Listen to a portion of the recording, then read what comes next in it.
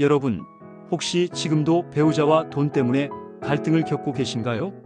저는 30년간 불교 상담을 하면서 정말 많은 부부들을 만났습니다. 그런데 놀랍게도 90% 이상의 부부가 같은 문제로 고민하고 있더라고요. 바로 경제관의 차이 때문입니다. 남편은 한 푼이라도 아껴야 한다고 하고 아내는 써야 할 때는 써야 한다고 합니다. 아니면 그 반대죠. 이런 갈등이 반복되면서 서로에 대한 원망이 쌓이고 결국 사랑했던 마음마저 식어버리게 됩니다. 그런데 여러분, 부처님께서 2500년 전에 이미 이 문제의 해답을 주셨다는 사실을 아세요? 오늘은 불교의 지혜로 부부간 경제관 차이를 어떻게 극복할 수 있는지 자세히 말씀드리겠습니다. 먼저 왜 부부간에 경제관 차이가 생기는지부터 알아보겠습니다. 각자 자라온 환경이 다르기 때문입니다. 어려운 환경에서 자란 분은 절약이 몸에 배어 있고 여유로운 환경에서 자란 분은 소비에 대해 관대합니다. 이것은 단순히 성격의 문제가 아니라 각자의 생존 방식이었던 거죠. 그런데 문제는 서로 자신의 방식만이 옳다고 생각한다는 점입니다. 이것이 바로 불교에서 말하는 아상, 즉 자아에 대한 집착입니다. 부처님께서는 아함경에서 이렇게 말씀하셨습니다. 모든 고통의 원인은 집착에서 비롯된다고요. 내 방식에 대한 집착, 내 생각에 대한 집착이 갈등을 만들어내는 것입니다. 그렇다면 어떻게 해결해야 할까요? 첫 번째로 중도의 지혜를 적용해야 합니다. 부처님께서는 극단을 피하고 중간 길을 택하라고 하셨습니다. 이것은 경제 문제에도 그대로 적용됩니다. 한쪽은 너무 아끼려 하고 한쪽은 너무 쓰려고 한다면 둘 다 극단에 치우친 것입니다. 제가 상담했던 한 부부 이야기를 들려드리겠습니다. 남편분은 용돈 5만 원으로 한 달을 버티려고 하시고 아내분은 친구들과 만날 때마다 30만 원씩 쓰신다고 하더라고요. 당연히 갈등이 심했죠.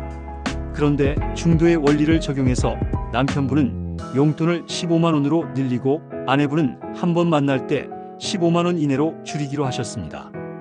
처음엔 둘 다 불만이었지만 시간이 지나면서 서로를 배려하는 마음이 생겼다고 하시더라고요. 중도는 단순히 중간값을 의미하는 것이 아닙니다. 서로의 입장을 이해하고 조화점을 찾는 것입니다. 두 번째는 무아의 가르침을 실천하는 것입니다. 내 돈, 내 돈이라는 구분 자체가 집착입니다. 금강경에서 부처님께서는 모든 구분과 분별이 허상이라고 하셨습니다. 우리 돈이라는 관점으로 바꿔보세요. 많은 부부들이 각자 통장을 따로 관리하면서 서로의 소비에 간섭하곤 합니다. 하지만 가정의 경제는 하나의 유기체와 같습니다. 한쪽이 과도하게 절약하면 다른 쪽에서 불만이 생기고 한쪽이 과도하게 소비하면 전체 균형이 무너집니다. 무아의 관점에서 보면 내가 번 돈도 사실은 수많은 인연과 조건들이 만들어낸 결과입니다. 회사 동료들의 도움, 부모님의 교육, 사회의 시스템까지 모든 것이 연결되어 있는 거죠. 세 번째는 인연법을 이해하는 것입니다. 지금 이 순간의 경제적 상황도 모든 것이 연결되어 만들어진 결과입니다. 과거의 선택들, 현재의 상황들, 그리고 미래의 가능성들이 모두 얽혀 있는 거죠. 화엄경에서는 인드라망 비유로 이를 설명합니다. 거대한 그물의 각 교차점에 구슬이 달려 있는데 하나의 구슬이 빛나면 다른 모든 구슬들에 반사되어 무한히 빛난다는 내용입니다. 우리 가정의 경제도 마찬가지입니다. 남편의 소득, 아내의 소비, 자녀의 교육비, 부모님 용돈까지 모든 것이 연결되어 영향을 주고받습니다. 그러니까 서로를 탓할 일이 아닙니다. 함께 만들어가는 과정으로 받아들여야 합니다. 네 번째는 자비심을 기르는 것입니다.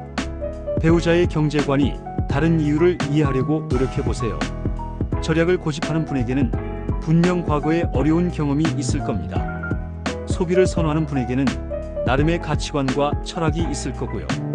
법화경에서 부처님께서는 모든 중생을 자신의 아이처럼 여기라고 하셨습니다. 하물며 평생을 함께할 배우자를 어떻게 대해야 할까요? 상대방의 입장에서 생각해보세요. 왜 그런 선택을 하는지, 어떤 마음인지 이해하려고 노력하세요. 그러면 자연스럽게 자비심이 일어납니다. 이제 구체적인 실천 방법을 알려드리겠습니다. 첫째, 매월 가계 회의를 하세요.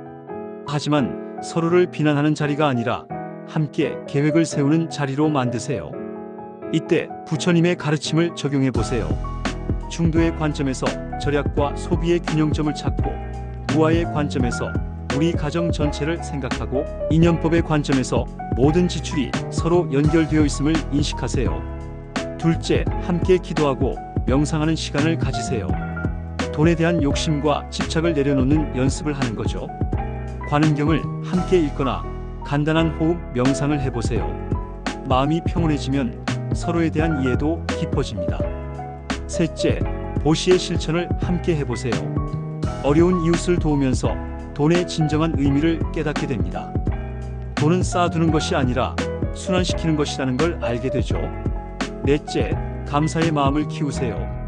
아침 저녁으로 서로에게 고마운 점을 한 가지씩 말해보세요. 경제적인 기여뿐만 아니라 정서적인 지지, 집안일, 자녀 돌봄까지 모든 것에 감사하는 거죠. 다섯째, 욕심을 내려놓는 연습을 하세요. 더 큰 집, 더 좋은 차, 더 비싼 옷에 대한 욕심을 내려놓고 지금 가진 것에 만족하는 마음을 기르세요. 족함을 아는 것이 진정한 부자가 되는 길입니다. 여기서 중요한 건 완벽하게 하려고 하지 말라는 점입니다. 부처님께서도 점진적인 깨달음을 말씀하셨습니다. 하루아침에 모든 갈등이 해결되지는 않을 겁니다. 하지만 꾸준히 노력하다 보면 분명 변화가 일어날 거예요. 제가 만난 한 부부는 이런 방법으로 20년간 지속된 경제관 갈등을 해결하셨습니다. 처음에는 반신반의하셨지만 3개월 정도 꾸준히 실천하시니까 서로를 이해하게 되셨다고 하더라고요. 마지막으로 부처님의 말씀을 전해드리겠습니다. 모든 것은 마음에서 시작된다. 마음이 청정하면 말과 행동도 청정해진다. 그러면 행복이 그 사람을 따라다니기를 그림자가 형체를 따라다니는 것과 같다. 경제관 차이로 갈등하는 것도 결국 마음의 문제입니다. 집착하는 마음, 욕심내는 마음, 비교하는 마음이 문제인 거죠.